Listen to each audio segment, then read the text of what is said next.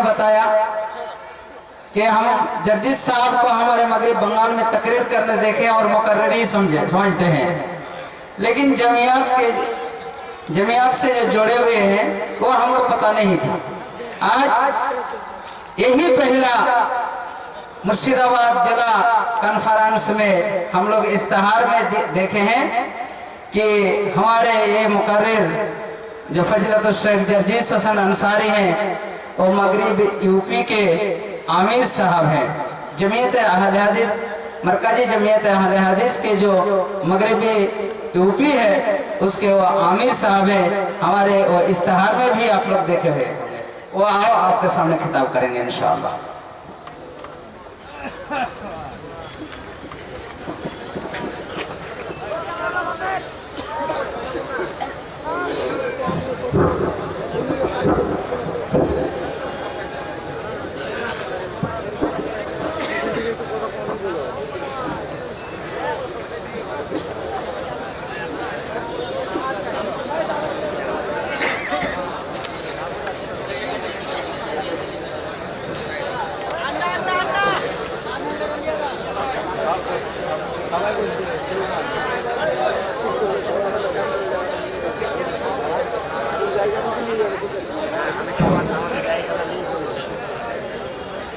السلام علیکم ورحمۃ اللہ وبرکاتہ۔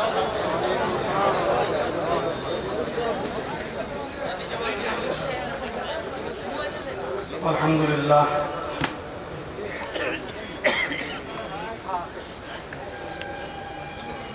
الحمدللہ نحمدہ ونستعینہ ونستغفرہ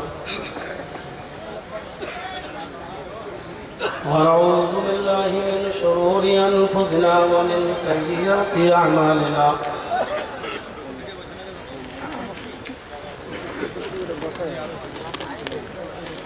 من يهد الله فلا مضل له ومن يضلل فلا هادي له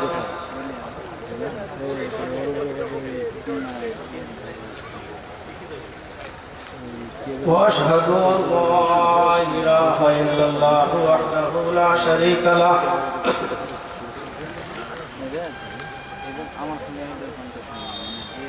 وأشهد أن محمدًا عبده ورسوله أما بعد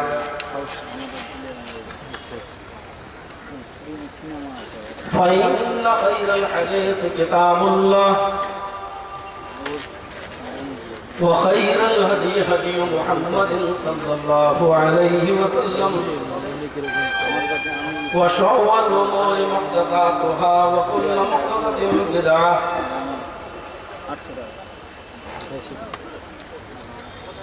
وكل بدعة ضلالة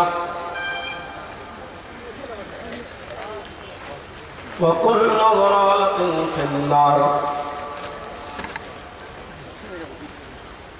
أعوذ بالله من الشيطان الرجيم، بسم الله الرحمن الرحيم۔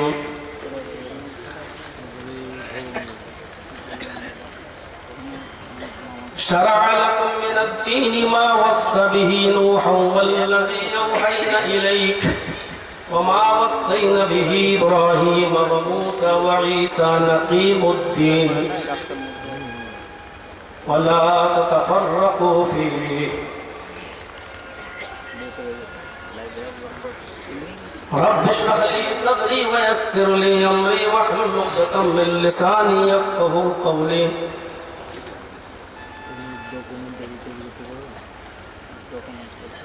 نہایت ہی محترم فضیلت الشیخ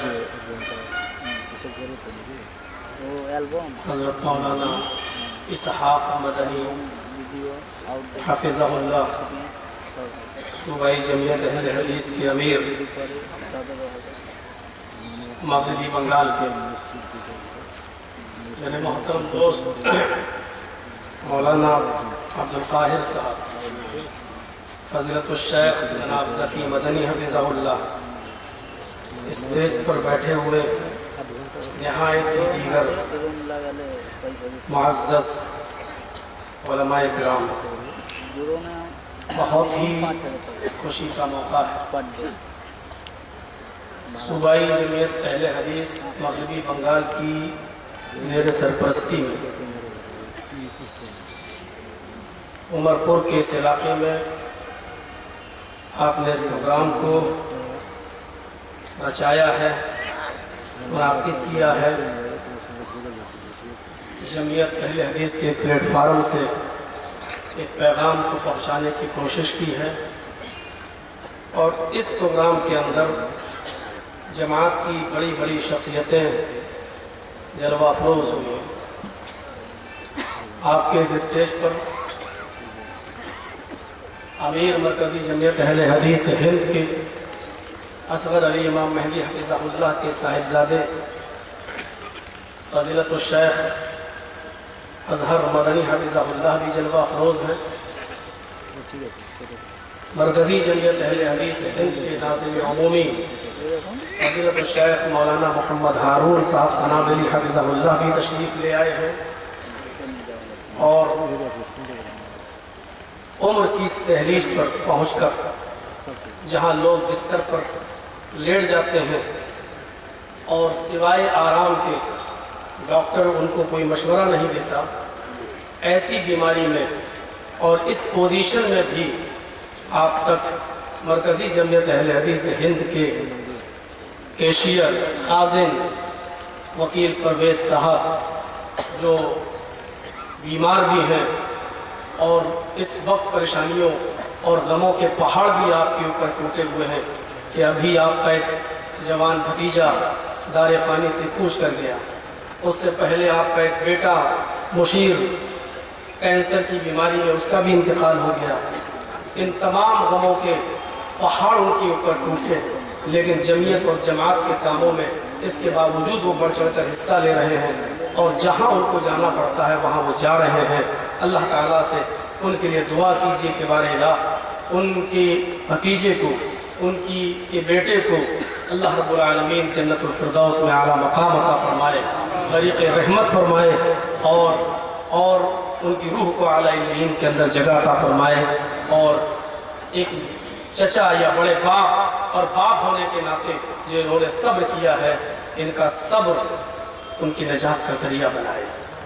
میرے بھائیوں، اس کانفرنس کے اندر اصغر علی امام مہدی حفظہ اللہ امیر الہند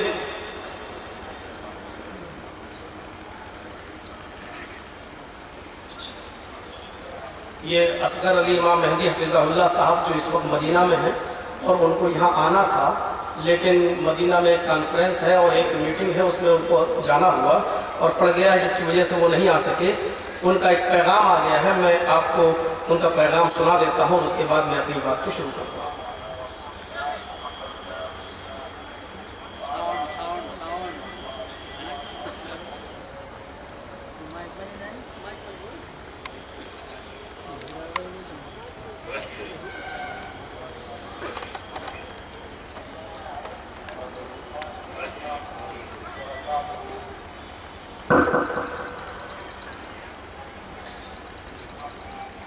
میرے دینی ملی اور جماعتی بھائیوں، آج عمر پور مرشد آباد مغربی بنگال کا یہ عظیم الشان اجلاس، یہ بڑی کانفرنس جو ہمارے بہت ہی ہر دل عزیز محترم مولانا اسحاق مدنی صوبائی جمعیت اہل حدیث مغربی بنگال کے زیر صدارت منعقد ہو رہی ہے، اور جسے سرپرستی کا شرف مرکزی جمعیت اہل حدیث ہند کو حاصل ہے، اور جس کے روح رواں عزیز مکرم مولانا عبدالقاہر سلم اللہ ہے۔ انہوں نے جس طریقے سے اس عظیم الشان کانفرنس کو منعقد کرنے کی کوشش کی ہے، اور جس طریقے سے کئی مہینے سے رات دن اس میں لگے ہوئے ہیں، یقین جانیے کہ اس کانفرنس کو منعقد کرنے کی تحریک اور اس کو برپا کرنے کا مشورہ میں نے دیا تھا، اور میری دلی خواہش تھی کہ اس طرح کے نیک جوانوں اور صالح قیادت کے زیر سایہ ایک عظیم الشان کانفرنس ہو، جن کے اندر ہمارے علماء جو ہماری جماعت کی جان ہے، ہمارے دعات و مبلغین جو हमारी दावत व तबलीग और इस्लाह उम्मत और ख़त्म फसाद के लिए रीढ़ की हड्डी है हमारे अइम्मा और खुतबा, जिनके दम से उम्मत में इस्लाह और हर तरह के सुधार का काम हो रहा है, और बिगाड़ और दहशतगर्दी और हर तरह के फितनों की देखतनी होती है। उनका एक कन्वेंशन तरबियती और तंजीमी कन्वेंशन भी हो। अल्लाह का फजल था कि आज दिन में अज़ीमुश्शान कॉन्फ्रेंस हो रही थी। मुझे मरकज़ी जमीयत अहले हदीस के ज़िम्मेदारों में से वकील परवेज़ साहब जो नाज़िम मालियात है, और मौलाना मोहम्मद हारून साहब जो नाज़िम आला है, और इसी तरीके से अजीज़ी मोहम्मद अज़हर सल्लल्लाहु ने बताया है कि बहुत कामयाब और बहुत बड़ी तादाद और बहुत इल्हाम के साथ ये प्रोग्राम हुआ, इसको हम बहुत ज़्यादा मुबारकबाद देते हैं।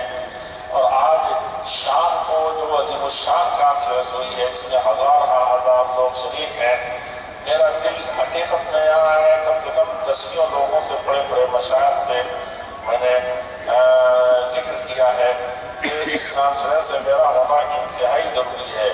लेकिन हज़रत उमर बिन ख़त्ताब रज़ियल्लाहु अन्हु फरमाते थे, अरफ़्तु रब्बी बिफ़स्लिल अज़ाइम, के अज़ीमतें मुख्ता इरादे भी टूट जाते हैं और किसी काम नहीं आते जब अल्लाह जल्ल शाअहू नहीं चाहे।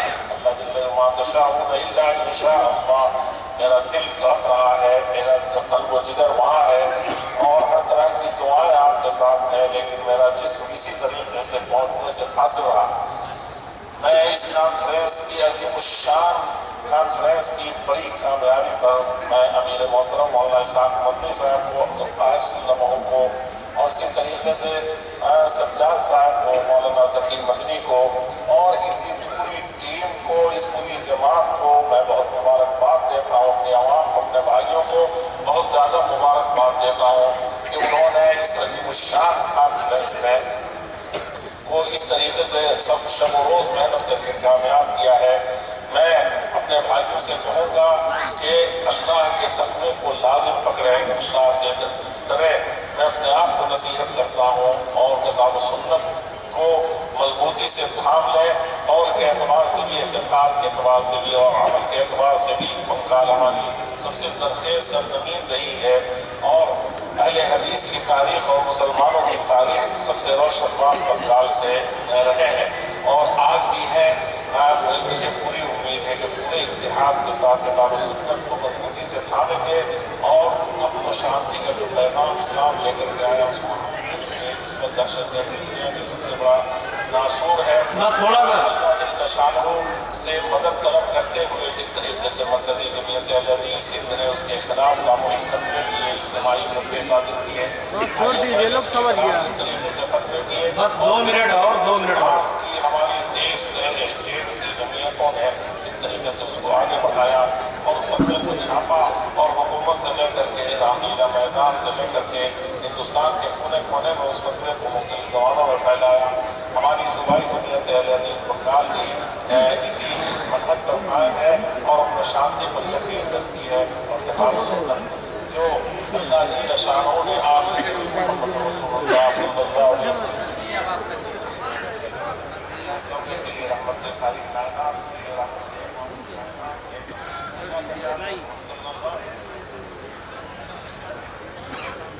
ये था असगर अली इमाम मेहदी हफिज़हुल्लाह का, वहाँ से आपकी इस कॉन्फ्रेंस के लिए तासुरात, और बड़ा ही दर्द और तकलीफ़ महसूस कर रहे हैं कि इस प्रोग्राम के अंदर वो शरीक नहीं हो सके, लेकिन उस प्रोग्राम में भी उनको जाना बेहद ज़रूरी था, क्योंकि वो प्रोग्राम भी बहुत अहम था। अल्लाह ताला से दुआ कीजिए कि बारेला उनको जो जमाती सरगर्मियों में मसरूफ़ हैं उनसे जमात का काम लेता रहे, दिन दूनी और रात चौगनी उनको तरक्की अता फरमाए। मेरे भाइयों, इसमें कोई शक नहीं कि जब से असगर अली इमाम मेहदी हफिज़हुल्लाह जमियत अहले हदीस, मरकज़ी जमियत अहले हदीस के 3 मरतबा नाज़िम बने और 1 मरतबा इस मरतबा प्रेसिडेंट, तब से जमियत व जमात काफ़ी तरक्की कर रही है। आप देख लीजिए कि कई करोड़ रुपए की लागत से अभी एक ऑडिटोरियम बन रहा है, और कितनी आलीशान एक मस्जिद ओखला कॉम्प्लेक्स के अंदर बनी हुई है। हमारे पास पहले ऑफिस तक नहीं था, बैठने की जगह तक नहीं थी, अब एक ठिकाना हो गया है। ترجمان صحیح وقت میں نہیں نکلتا تھا، اب ترجمان نکل رہا ہے، عربی میں الاستقامہ نکل رہا ہے، انگلش میں دا سمپل ٹروتھ نکل رہا ہے، ہندی میں اصلاح سماج نکل رہا ہے، تاریخ اہل حدیث پر کئی ضخیم جلدوں میں کتاب چھپ چکی ہے، بہت سے کام ہوئے ہیں، کئی مرتبہ آل انڈیا اہل حدیث کانفرنس ہو چکی ہے، امام حرم کو بلایا جا چکا ہے، اور اس مرتبہ پھر مارچ میں آپ کے اسی مارچ آنے والے مارچ کے مہینے میں پھر آل انڈیا اہل حدیث کانفرنس ہو رہی ہے، اور توقع ہے انشاءاللہ اس مرتبہ پھر کسی نہ کسی امام حرم کو بلایا جائے۔ اللہ تبارک و تعالیٰ سے ہماری دعا ہے کہ الہ العالمین جمعیت اور جماعت کو مستحکم فرمائے اور اس جمعیت و جماعت کو نظر بد سے محفوظ فرمائے۔ میں اپنی بات کو شروع کروں اس سے پہلے یہ بتا دوں میرے بھائیوں، مرکزی جمعیت اہل حدیث اور اس کی یہ جو ذیلی اکائیاں ہیں، چاہے وہ صوبائی شکل میں ہو یا ضلعی شکل میں ہو، یہ ہم سب مرکز ہی کی حمایت کرتے ہیں اور مرکز ہی کے ساتھ جڑے ہوئے ہیں۔ کچھ لوگ ایسے ہیں جو بڑا شر و فساد پھیلانے کی کوشش کرتے ہیں، وہ جمعیت اور جماعت سے ہٹ کر ایک نئی جماعت اور ایک نیا پلیٹ فارم قائم کرنا چاہتے ہیں۔ میں ان سے پوچھنا چاہتا ہوں، کیا جمعیت و جماعت کا کام کرنے کے لیے آپ کو پلیٹ فارم ہی کی ضرورت ہے؟ اگر آپ کو مسجد ہی کی خدمت کرنا ہے تو کوئی ضروری ہے کہ آپ کو مسجد کا متولی بنایا جائے یا مسجد کا صدر بنایا جائے تبھی آپ مسجد کے اندر جھاڑو لگائیں گے، تبھی آپ مسجد کے اندر صفائی کریں گے؟ تو بہت سی ہاں میں جانتا ہوں کہ کچھ غلطیاں اور خامیاں ہم لوگوں میں ہو سکتی ہیں، انسان ہیں، اس کو بیٹھ کر حل کیا جا سکتا ہے، سنجیدگی کے ساتھ اس پر غور کیا جا سکتا ہے، لیکن تھوڑی سی باتوں پر ہم ایک دوسری جماعت بنا لیں۔ ہم سب کچھ برداشت کر سکتے ہیں اور بہت کچھ برداشت کیا، لیکن مرکزی جمعیت اہل حدیث اور جمعیت اہل حدیث کے اندر انٹرفیئر کر کے دوسری جماعت بنائی جائے اور دوسرا پلیٹ فارم قائم کیا جائے، یہ بہت ہی شرمناک ہے۔ شاید آپ کو معلوم ہوگا ایک مرتبہ امام حرم آئے اور جامعہ سلفیہ بنارس کے اندر انہوں نے جمعہ کا خطبہ دیا، اس وقت یہی ایک ہلچل مچی ہوئی تھی، ایک جماعت کے ہوتے ہوئے کوئی دوسری جماعت بنا رہا ہے کوئی یہ، تو انہوں نے فتویٰ دیا تھا اور اس کانفرنس میں وہ جامعہ سلفیہ میں انہوں نے کہا تھا کہ ایک امیر کے ہوتے ہوئے اگر کوئی آدمی اپنے آپ کو دوسرا امیر کی شکل میں کھڑا کرتا ہے تو جو بعد میں اپنے آپ کو کھڑا کر رہا ہے، انہوں نے فتویٰ دیتے ہوئے کہا تھا اقتلوہ کائنا من کان، اس کو قتل کر دو چاہے وہ کتنی بڑی شخصیت ہو۔ آپ اندازہ لگائیں، اللہ کے نبی نے فرمایا علیکم بالجماعت، جماعت کو لازم پکڑ لو، جماعت سے جڑ جاؤ۔ اللہ کے نبی نے فرمایا جو بکری ریوڑ سے الگ ہو جاتی ہے اس کو بھیڑیا کھا جاتا ہے۔ آج ہمیں جمعیت و جماعت کے ساتھ جڑنے کی ضرورت ہے، یہ نہیں کہا کہ تم کسی کی شکل و صورت دیکھو، فرمایا وَإِن كَانَ عَبْدًا حَبْشِيًّا، اگر تمہارے اوپر کوئی حبشی غلام ہی مسلط ہو جائے، چاہے جیسا شخص، اگر تمہارا امیر بنا دیا جائے تو تمہیں اس کی اطاعت کرنا ہے، اس سے جڑنا ہے، اس کے حوصلوں کو بڑھانا ہے، اس کے دینی کام میں اس کی مدد کرنا ہے۔ میرے بھائیوں، خامیاں اپنی جگہ پر ہیں، کوتاہیوں کا کوئی بھی آدمی منکر نہیں ہے، ہم سے کوتاہیاں اور غلطیاں ہو سکتی ہیں، لیکن اس کے لیے ہم مل کر بیٹھ کر سنجیدگی کے ساتھ ان کو ہم دور کریں، لیکن ہم دوسرا پلیٹ فارم بنائیں۔ اللہ کے نبی کے زمانے میں کچھ لوگوں نے منافقت کا چولا پہن کر ایک مسجد بنانے کی اجازت مانگی اللہ کے رسول سے کہ ہمیں مسجد کی اجازت دیجیے۔ اللہ کے رسول نے مسجد کی اجازت دے دی، انہوں نے مسجد بنا لی۔ بعد میں اللہ کے نبی کو بتایا گیا ان لوگوں نے مسجد اس لیے بنائی کیونکہ یہ لوگ آپ کے پیچھے نماز نہیں پڑھنا چاہتے تھے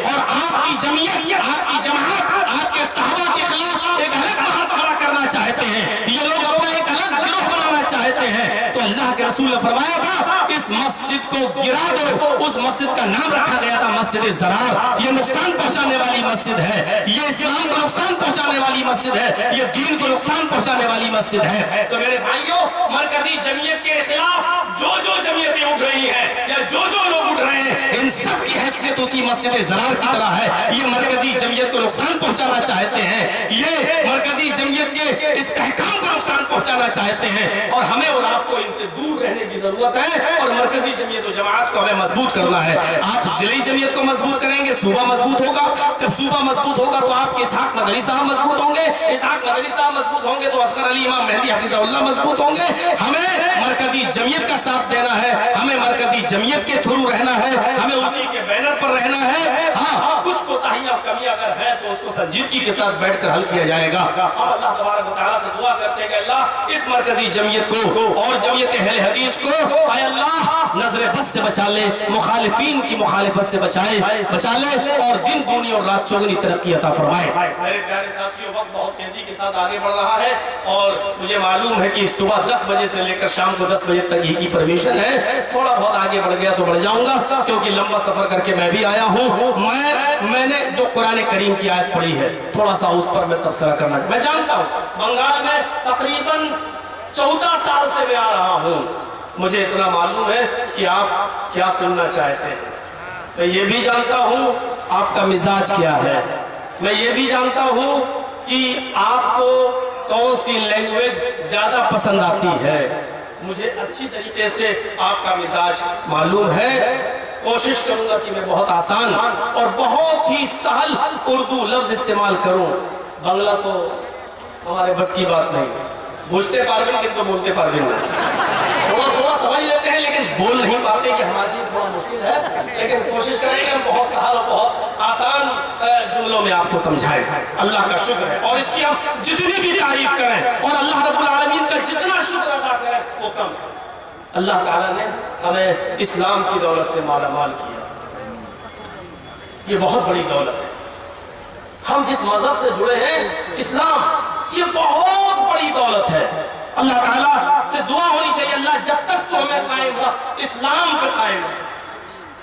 اسلام پر بہت بڑی نعمت ہے. اللہ تعالیٰ نے کہیں کہا اليوم اکملت لکم دینکم واتممت علیکم نعمتی ورضیت لکم الاسلام دینا. تو کہیں فرمایا ان الدین عند اللہ الاسلام. اليوم اکملت لکم دینکم, آج میں نے تمہارے لیے تمہارے دین کو مکمل کر دیا. آج ہم نے تمہارے لیے تمہارے دین کو کمپلیٹ کر دیا. وَأَتْمَمْتُ عَلَيْكُمْ نِعْمَتِي, اور اپنی تمام نعمتوں کا اتمام کر دیا. اپنی نعمتیں بھی ہم نے کمپلیٹ کر دی, اپنی نعمتیں بھی پوری کر دی. جو چیزیں حرام ہونا تھی وہ حرام ہو چکی, جو چیزیں حلال ہونا تھی وہ حلال ہو چکی. اب اس میں نہ حرام کو حلال کیا جائے گا نہ حلال کو حرام کیا جائے گا. اب میں نے اپنی تمام نعمتوں کا اتمام کر دیا. وَرَضِيتُ لَكُمُ الْإِسْلَامَ دِينًا, اور میں تمہارے لیے اسی دین اسلام سے پرسن ہو گیا, راضی ہو گیا, خوش ہو گیا. اللہ تعالیٰ نے کہا میں اسی دین اسلام سے راضی ہوں. کون سا دین؟ جو محمد رسول اللہ نے, یہ آج والا دین نہیں. کیک بھی کاٹا جا رہا ہے, ڈھول بھی بج رہا ہے, ڈی جے بھی بج رہا ہے, اور باقاعدہ کیک کاٹ کے کہا جا رہا ہے ہیپی برتھ ڈے یا رسول اللہ. یہ والا اسلام نہیں, یہ اسلام نہیں ہے. الیوم اکملت لکم دینکم, آج میں نے تمہارے لیے تمہارے دین کو مکمل کر دیا. وہی دین مکمل ہوا جو دین ہمیں جناب محمد رسول اللہ نے دیا. محمد رسول اللہ کا دین اللہ کہہ رہا ہے کہ ہم نے مکمل کر دیا, اور اسی دین سے میں راضی ہوا ہوں, اسی دین سے میں راضی ہوں. اللہ اس دین سے راضی ہے جو محمد رسول اللہ نے ہمیں دیا. اللہ اس دین سے راضی نہیں ہے جو دین نبی اکرم کے بعد ہم نے بہت سی چیزیں اس دین کے اندر شریعت سمجھ کر داخل کر دی, سنت سمجھ کر اور ثواب سمجھ کر ہم نے اس میں داخل کر دی. وہ دین سے اللہ راضی نہیں ہے. ان الدین عند اللہ الاسلام, اللہ فرماتا ہے کہ اللہ کے نزدیک, ہمارے نزدیک پسندیدہ اور محبوب دین تو اسلام ہی ہے. کیوں؟ آخر اسلام سے اللہ کیوں راضی ہوا؟ اور بھی تو دنیا میں بہت سے مذہب ہیں, ان سے راضی کیوں نہیں ہے؟ اللہ اسلام سے راضی کیوں ہے؟ سوال یہ ہے کہ اسلام کے اندر توحید ہے, ایک ایشورواد ہے, تو کیا اور دوسرے مذہب کے اندر توحید نہیں ہے؟ کیا آپ ہی کہتے ہیں کہ اللہ ایک ہے اور اسی کی عبادت کرنا چاہیے؟ کیا عیسائی نہیں کہتے کہ اللہ ایک ہے؟ کیا یہودی نہیں کہتے اللہ ایک ہے؟ کیا آپ کے ہندو بھائی نہیں کہتے کہ اللہ ایک ہے اور اسی کی پوجا کرنا چاہیے؟ پھر کیا بات ہے کہ اللہ نے کہا کہ میرے نزدیک, اللہ کے نزدیک پسندیدہ اور محبوب دین اسلام ہے؟ کیا آپ سجدہ کرتے ہیں, زمین پر اپنا سر رکھتے ہیں, کیا اس لیے یہ دین اسلام پسند ہے. اگر زمین کے اوپر سجدہ کرنا، ماتھا ٹیکنا یہ اسلام کی خصوصیت ہے تو زمین کے اوپر تو ماتھا دنیا کی ہر قوم ٹیکتی ہے. یہودی بھی زمین پر اپنا ماتھا ٹکاتے ہیں، عیسائی بھی زمین پر اپنا ماتھا رکھتے ہیں، ہمارے ہندو بھائی بھی زمین پر اپنا ماتھا رکھتے ہیں. پھر کیا بات ہے کہ وہ دین پسند نہیں ہے؟ اسلام کو اللہ رب العالمین نے پسند کیا ہے. آخر وجہ کیا ہے؟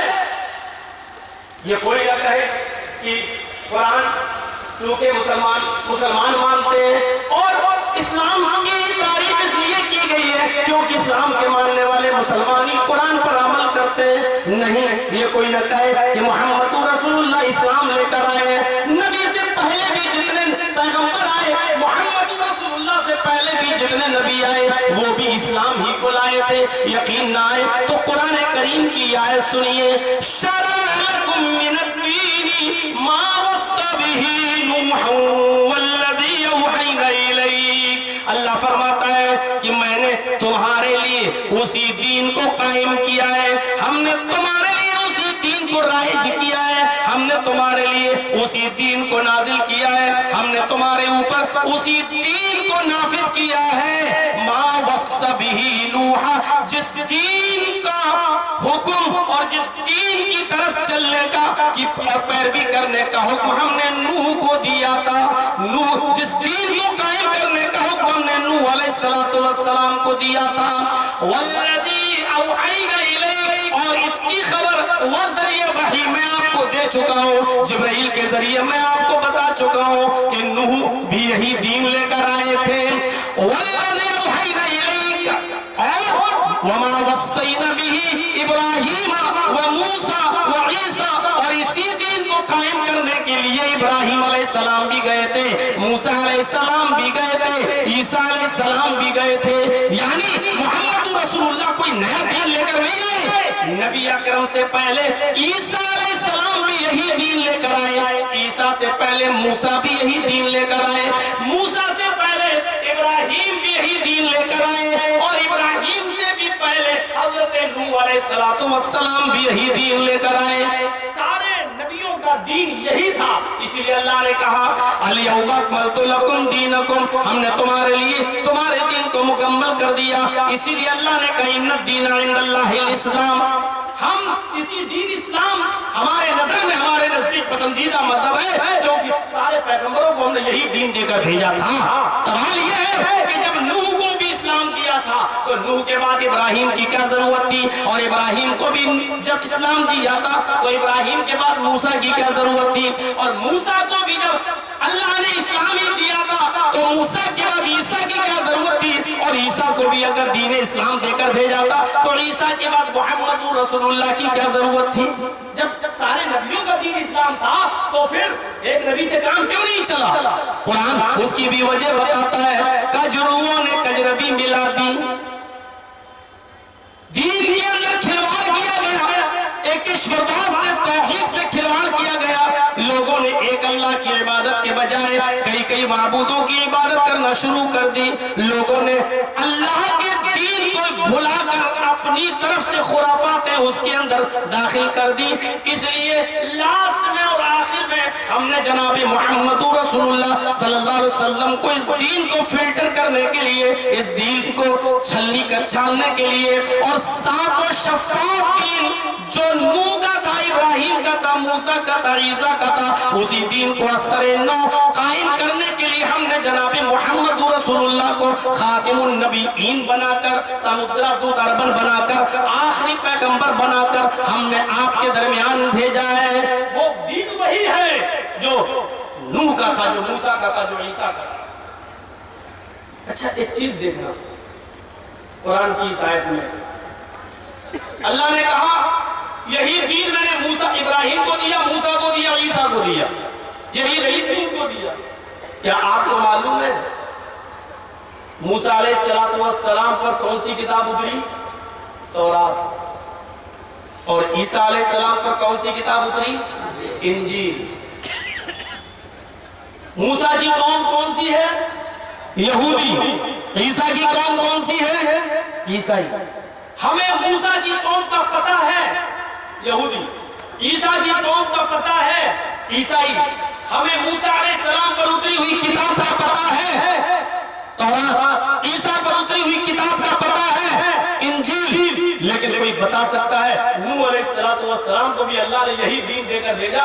نوح کا دین کیا تھا؟ نوح کا مذہب کیا ہے؟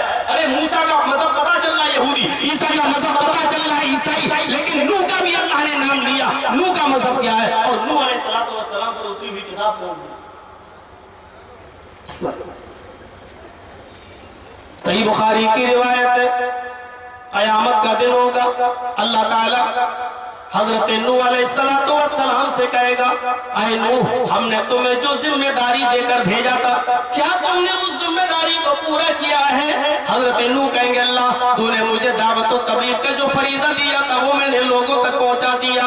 اللہ قوم نوح سے پوچھے گا، اللہ قوم نوح سے پوچھے گا، اے قوم نوح، کیا میں نے تمہارے درمیان جو نبی بھیجا تھا کیا اس نے دعوت و تبلیغ کا فریضہ انجام دیا؟ وہ کہیں گے، نوح علیہ السلام کی قوم کہے گی، بخاری شریف کی حدیث ہے، اے اللہ میرے پاس کوئی ڈرانے والا تو آیا تھا، میرے پاس کوئی سمجھانے والا تو آیا تھا، لیکن وہ کون تھا یہ مجھے نہیں معلوم۔ اے اللہ کوئی ڈرانے والا تو آیا تھا، کوئی سمجھانے والا تو آیا تھا، لیکن وہ کون تھا یہ مجھے نہیں معلوم۔ آیا تو تھا ڈرانے والا، لیکن کون تھا مجھے نہیں معلوم۔ وہ کوئی صحیفہ، کوئی کتاب لایا تو تھا، لیکن کون سی ہے وہ ہمیں نہیں معلوم۔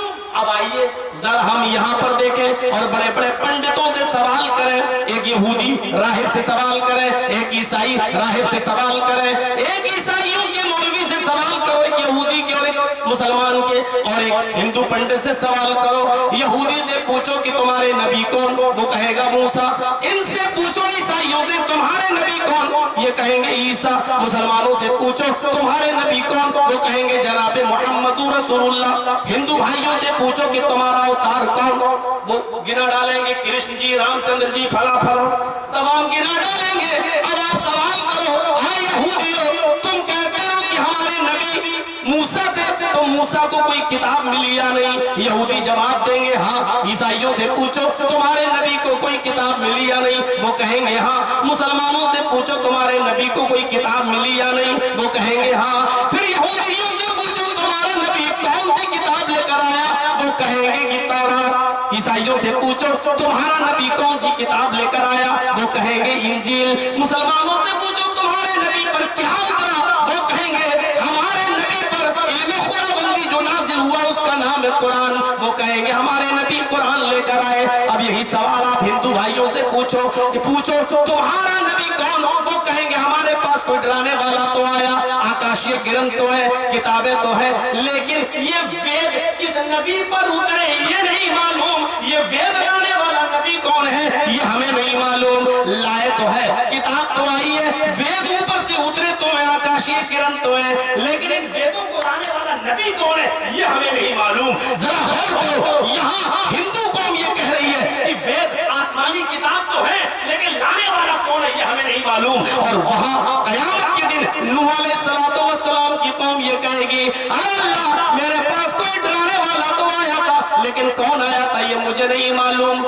کیا یہ امکان نظر نہیں آ رہا ہے؟ کیا آپ کو یہ پتہ نہیں چل رہا ہے کہ ہندو قوم کا تعلق بہت گہرا حضرت نوح علیہ السلام سے ہے؟ کیونکہ وہ نوح کی قوم یہ کہہ رہی ہے میرے پاس کوئی ڈرانے والا تو آیا تھا، لیکن کون تھا یہ نہیں معلوم۔ اور یہاں ہندو بھائی کہتے ہیں آسمانی کتاب تو ہم پر نازل ہوئی، لیکن لانے والا نبی کون یہ ہمیں نہیں معلوم۔ اور پھر ہم منوسمرتی پڑھتے ہیں تو اس میں نوح علیہ السلام کا واقعہ بالکل منو کی شکل میں ایسے ہی ملتا ہے کہ منو ایک لمبی مدت تک لوگوں کو پرچار کرتے رہے دھرم کا، لیکن ان کی اوپر ادھک سنکھیا میں لوگ ایمان نہیں لائے، ان کے دھرم میں شامل نہیں ہوئے، سملت نہیں ہوئے۔ منو نے شاپ دے دیا، منو نے بددعا دے دی، ہائے پربھو میری قوم کو، میری ذات، میرے دھرم کا، میری قوم، میری ذات، میرے سموہ کو تو نشٹ کر دے۔ اس کے بعد دھرتی سے پانی نکلا، آکاش سے پانی آیا، منو کا پتر ایک پروت پہ چڑھ گیا اور کہنے لگا ایشور یہ پرکوپ اس پروت تک نہیں آئے گا۔ منو نے اپنے پتر کو آواز دی، ہے میرے بیٹے، ہے میرے پتر، میری کشتی میں بیٹھ جا، آج ایشور یہ پرکوپ کسی کو نہیں روکے گا، لیکن وہ نہیں مانا اور منو کی آنکھوں کے سامنے منو کا بیٹا ڈوب کر مر گیا۔ اور منو पुत्र को नहीं बचा पाए। ये वाकया मिन वान, जैसे मैंने पढ़कर सुनाया मनुस्मृति के 8वें अध्याय में आज भी मौजूद है। ये वाकया मनु के ताल्लुक से लिखा है और यही वाकया कुरान करीम हजरत नूह अलैहिस्सलाम के ताल्लुक से बयान करता है कि नूह अलैहिस्सलाम ने तकरीबन 950 साल तक अपनी कौम में तबलीग की, समझाया बुझाया, लेकिन कौम के लोग ज्यादा तादाद में इस्लाम नहीं लाए, उनके मजहब में नहीं आए। फिर हजरत नूह अलैहिस्सलाम ने बद्दुआ दे दी। बद्दुआ के बाद फिर पानी आना शुरू हुआ, जमीन से भी पानी आया, आसमान से भी पानी आया। हजरत नूह का बेटा कनान पर्वत पहाड़ के ऊपर चढ़ गया। हजरत नूह ने आवाज दी, लेकिन वो नहीं आया और नूह अलैहिस्सलाम की आंखों के सामने नूह का बेटा डूब गया। तो मेरे भाइयों, मनुस्मृति के इस वाक़े ने और पुष्टि कर दी कि जिनको ये मनु कहते हैं, हमारे यहाँ तो हजरत नूह के नाम से जाने जाते हैं। शरअ लकुम मिनद्दीनि मा वस्सा बिही नूह वल्लज़ी औहैना इलैहि। ऐ मोहम्मद सल्लल्लाहु अलैहि वसल्लम, हमने आपके ऊपर भी वही दीन कायम किया है जो दीन हमने आपसे पहले हजरत नूह पर कायम किया था। नूह अलैहिस्सलाम जो दीन लेकर आए, इब्राहिम जो दीन लेकर आए, मूसा जो दीन लेकर गए, ईसा जो दीन लेकर गए, आप भी वही दीन लेकर गए। अब फर्क क्या है?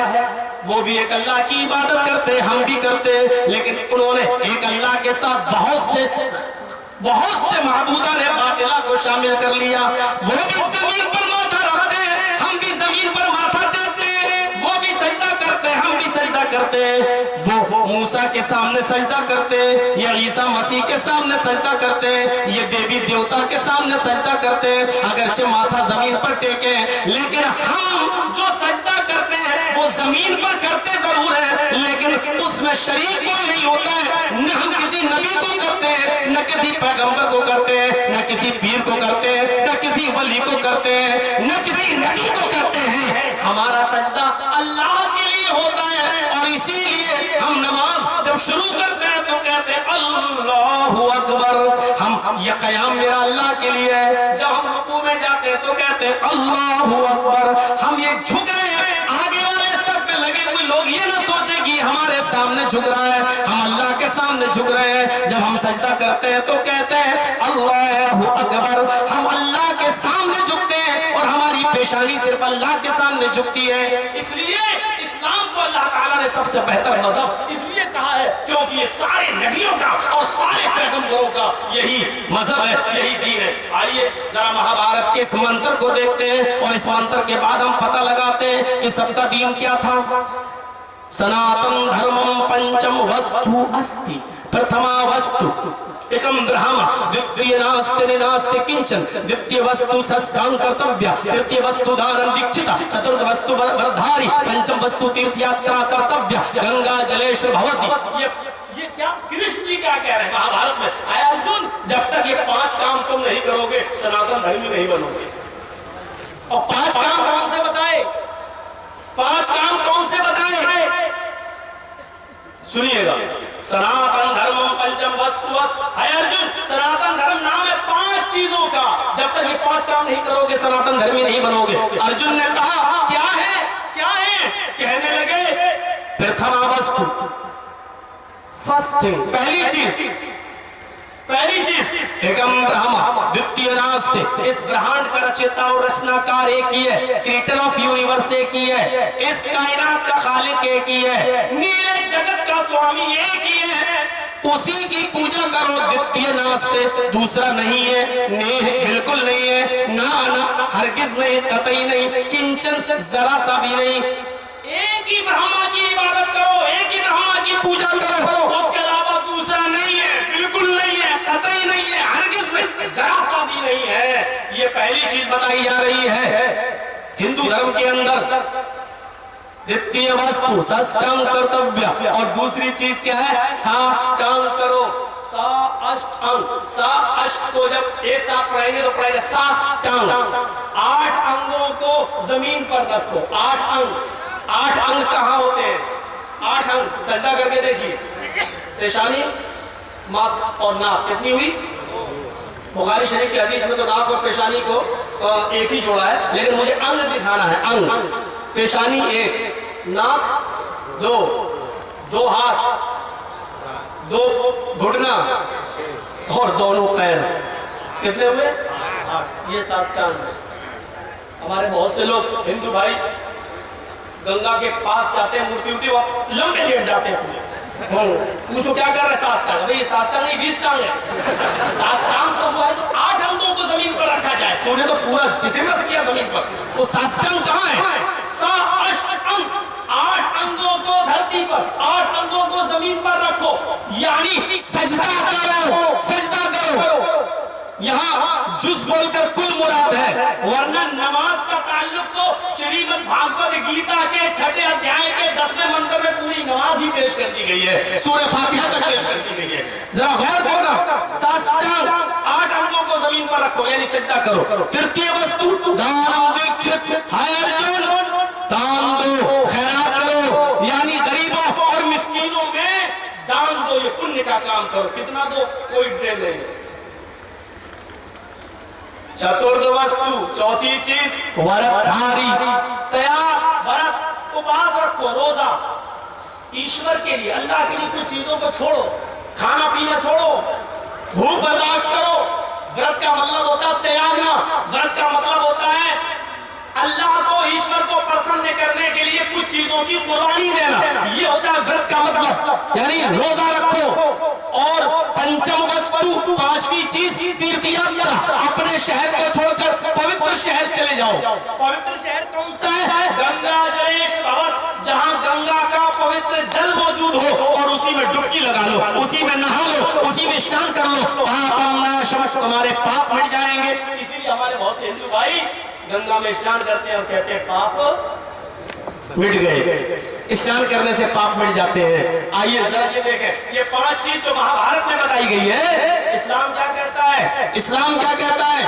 وعن عمر بن الخطاب رضی اللہ تعالی عنہ قال بینما نحن عند رسول اللہ صلی اللہ علیہ وسلم ذات یوم اطلع علینا رجل شدید بیاض الثياب وشدید سواد الشعر لا يرى عليه اثر السفر ولا يعرف منا احد حتى جلس الى النبي صلى الله عليه وسلم فاسند ركبتيه الى ركبتيه فوضع كفيه الى فخذيه وقال يا محمد اخبرني عن الاسلام. قال الاسلام ان تشهد ان لا اله الا الله وان محمدا رسول الله وتقيم الصلاه وتؤتي الزكاه وتصوم رمضان وتحج البيت ان استطعت اليه سبيلا. یہ ہے بخاری شریف کے کتاب التوحید کے اور کتاب الایمان کے وہ الفاظ. ذرا غور کیجئے اللہ کے نبی کیا فرماتے ہیں. حضرت عمر فرماتے ہیں کہ ایک دن ہم اللہ کے رسول کے پاس بیٹھے تھے. آپس بہت سے صحابہ بھی ہمارے ارد گرد بیٹھے تھے. اس طرح علینا رجل شدید بیاض الثیاب. اچانک ایک آدمی آتا ہوا دکھائی دیا. اب آدمی بھی بتانا پڑے گا نا. ایک آدمی آتا ہوا دکھائی دیا. اس طرح علینا رجل شدید بیاض الثیاب، کپڑے بہت زیادہ سفید پہنے ہوئے تھا. پتا چلا کہ سفید کپڑا پہننا یہ فرشتوں کا لباس ہے. نبی اکرم نے اسی کی اجازت بھی دی ہے. یہ ہری ہری پگڑیاں کہاں سے لائے ہو میری سمجھ میں نہیں آ رہا ہے. کوئی گیروا کپڑے پہنے کے گھوم رہا ہے, کوئی ہرے کپڑے پہنے کے گھوم رہا ہے. مدینے کا گنبد ہرا ہے, ہمارے کپڑے بھی ہرے, پگڑی بھی ہری. کپڑے بہت زیادہ سفید پہنے ہوئے تھا. بیاض الثیاب وشدید سواد الشعر, اور بال بہت زیادہ کالے تھے. آیا اور بیٹھ گیا اللہ کے نبی کے پاس. اپنے دونوں گھٹنوں کو اللہ کے نبی کے دونوں گھٹنوں سے ملا لیا اور اپنے دونوں ہاتھوں کو نبی کی ران پر رکھ لیا. وقال یا محمد, اور کہنے لگا محمد, خالی نام بھی جانتا ہے. کیا کہتا ہے؟ اے محمد, یہ جبرائیل علیہ السلام تھے. کہاں ہے محمد؟ اخبرنی عن الاسلام, اسلام کے بارے میں بتاؤ کیا ہے؟ اللہ کے نبی نے اسلام کے بارے میں, اسلام کا انٹروڈکشن, اسلام کا تعارف جو کرایا وہ یہ تھا, الاسلام ان تشہد ان لا الہ الا اللہ. اسلام یہ ہے کہ اس بات کی گواہی دو کہ اللہ کے علاوہ کوئی معبود نہیں ہے. سمجھ رہے ہو نا؟ اپنا سبھی پوچھتے پاس ہیں. تھوڑا تھوڑا بنگلہ ہم بھی غلط بولیں گے, تھوڑا سا ایڈجسٹ کیجیے. تو ان تشہد ان لا الہ الا اللہ کیا کہا؟ اس بات کی گواہی دو کہ اللہ کے علاوہ کوئی معبود نہیں ہے, کوئی پوجا یوگ نہیں ہے. ایکم برہما, پہلی چیز ادھر بھی وہی ہے, ایک اللہ کی عبادت, ایک برہما کی. دوسرا کوئی نہیں ہے. یہاں ایک چیز کا اضافہ ہے, وَأَنَّ مُحَمَّدًا رَسُولُ اللَّهِ, اور اس بات کی گواہی دو کہ محمد اللہ کے رسول ہے. محمد کا ذکر یہاں اس لیے نہیں آیا کہ محمد رسول اللہ کا اتنا ذکر ہے کہ اس کو آپ گن نہیں پائیں گے، اس کو آپ ویدوں میں اتنا ہے کہ آپ شمار نہیں کر پائیں گے۔ نبی شکل کیسی ہوگی، ناک کیسے ہوگی، بال کیسے ہوں گے، جسم کیسا ہوگا، پنڈلی کیسی ہوگی، داڑھی کیسی ہوگی، آنکھیں کیسی ہوں گی، چلتا کیسے ہوگا، آپ پر وحی کہاں اترے گی، کس جگہ اترے گی، باپ کا نام کیا ہوگا، ماں کا نام کیا ہوگا، باپ اور ماں زندہ رہیں گے یا آپ کے پیدا ہونے سے پہلے دیہانت انتقال کر جائیں گے، آپ کس ڈسٹرکٹ میں کس ضلع میں پیدا ہوں گے، واتاورن کیا ہوگا، وہاں کا ماحول کیا ہوگا، کتنے سال آپ جیوت رہیں گے، جنت کے 8 دروازوں کا ذکر، جہنم کے 7 دروازوں کا ذکر، کان دجال کا ذکر، مقام محمود کا وعدہ، اتنا ہے کہ آپ اس کو گن نہیں پائیں گے، اس لیے یہاں ہم تھوڑی دیر کے لیے اس کو چھوڑ رہے ہیں۔ وَأَنَّ مُحَمَّدَ رَسُولُ اللَّهِ وَتُقِيمَ الصَّلَاةَ، اور دوسری چیز نماز قائم کرو۔ یہاں کیا ہے؟ ساسٹانگ کرتویہ، 8 انگوں کو زمین پر رکھو۔ اب سوال یہ کہ نماز کیوں نہیں ہے؟ نماز پورا کا پورا نماز کا ذکر ہے گیتا کے اندر، شریمد بھاگوت گیتا کا ادھیائے 6 منتر 10 اٹھائیے اور پڑھ لیجئے، پورا پڑھ دیتا ہوں۔ یوگی یجت سدتماتمانم رہس استھا ایکاکی اچتاتما نراشیر پرگرہ، ادھیائے 6 منتر نمبر 10 شریمد بھاگوت گیتا۔ اب منتر کا ترجمہ دیکھیے، یوگی ہائے ارجن، جب بھی ایشور کی پوجا کرو تو پورے شریر کا یوگ کر لو، پورے شریر کی ایکسرسائز کر لو، یعنی مطلب کیا ہے؟ صرف ایک جگہ کھڑے نہ ہو جاؤ۔ ہمارے ہندو بھائی بس کھڑے ہو گئے، اب تو یہ بھی نہیں کرتے ہیں، نئی سائیکل ملی، موٹر سائیکل، ہیرو ہونڈا پہ بیٹھے، سامنے ہنومان جی کی مورتی اترنا گوارا نہیں، 10 کلو کی کھوپڑی ہلائی، ہو گئی پوجا، بڑھ گیا، یہ بھی نہیں۔ اب یہ بھی نہیں ہو رہا، 10 منٹ اٹھ رہے بیٹھے، نہیں اتنا نہیں، بالکل ان مسلمانوں کی طرح جو بیچارے آئے جلدی سے وضو کرانے بیٹھے، کتنی رکعت ہو گئی؟ 4 رکعت کی 2 ہو گئی، جلدی سے مانا اللہ 3 منٹ میں 4 رکعتیں پڑھ کے نکل گئے، کوے کی چونچ ہے، جلدی سے ماری، جیسے کہ مسلمان یہاں کر رہا ہے ویسے وہ ہو گئی پوجا، پڑھ گیا۔ دونوں نے مذاق اڑایا ہے عبادتوں کا، پوجا کا، بھکتی کا، دونوں۔ کیا کہا؟ پورے شریر کی یوگ، اور پورے شریر کی یوگ صرف نماز میں ہوتی ہے۔ دیکھیے اللہ، دیکھ رہے ہیں دونوں ہاتھ ہل رہے ہیں، یہ پوزیٹیو ریزز ہے، یہ ہاتھ کی ایکسرسائز ہے، خون کا دوران بڑھ رہا ہے، یہ ہاتھ، یہاں وزن ہے، وزن۔ آپ دیکھیے یہاں کوئی آدمی نیند میں آ جائے، عشاء کی نماز دیر سے پڑھے یا تراویح پڑھ رہا ہو تو کبھی کبھی ایسا ہو جاتا ہے، امام صاحب تو یعلمون تعلمون کر رہے ہیں، ان کو تو پورا قرآن ختم کرنا ہے، سمجھو چاہے باہر میں جاؤ، اب یہاں بیچارہ پڑھ رہا ہے، ایک دم ہاتھ ہلا، ایک دم پکڑا، کیوں؟ پوزیٹیو ریزسٹ ہے، ہاتھ کی ایکسرسائز ہو رہی ہے، وزن ہے۔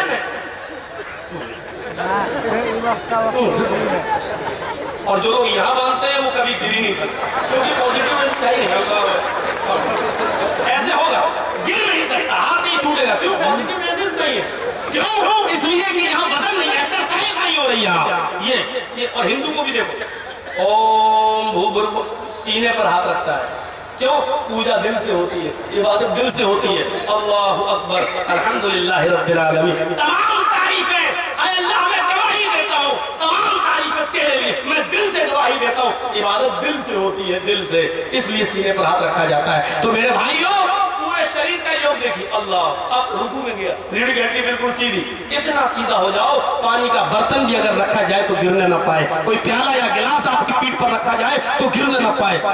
اب وہ لوگ کیا سیدھی کر پائیں گے؟ جو ایسا کریں گے ان کی تو پیٹھ ہی سیدھی نہیں ہو پاتی بیچارے، جب تک گھڑنے اڑنے پکڑے تب تک وہ آگے بڑھ گیا، تو ایکسرسائز نہیں ہو رہی۔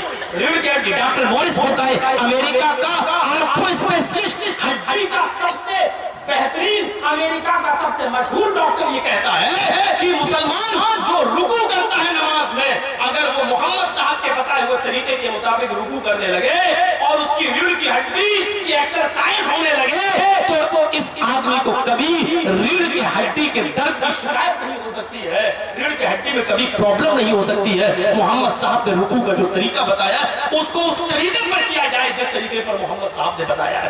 ذرا تصور کرو، آرتھو اسپیشلسٹ، ہڈی کا سب سے بہتر ڈاکٹر، امریکہ کا مشہور ڈاکٹر ہے ڈاکٹر مورس، اسی نے اپنی کتاب کے اندر لکھا ہے کہ رکوع محمد صاحب کے طریقے کے مطابق ہو تو انسان کو ہڈی کی، ریڑھ کی ہڈی کی پرابلم نہیں ہو سکتی۔ یہاں تو دیکھو کرسی پہ بیٹھ کے نماز پڑھنے کی نوبت آ گئی ہے۔ کیوں؟ میرے بھائیو، یہ نہیں کہہ سکتا ہوں کہ 100% بیمار صحیح ہوئے، کچھ لوگوں کو کینسر ہو جاتا ہے، کچھ لوگوں کی گر گئے بیچارے موٹر سائیکل سے، ان کی ہڈی میں پرابلم ہو گئی، لیکن ان کو کوئی پرابلم نہیں، وہ نماز اگر رکوع ایسا کرے تو ان کو پرابلم ہونے کے چانسز کم۔ تو سجدے میں دیکھ لیجیے آپ، پورے شریر کی ایکسرسائز، ماتھا، ناک، ایڑیاں مڑی ہوئی ہیں، پنجے مڑے ہوئے ہیں، آپ دیکھ لیجیے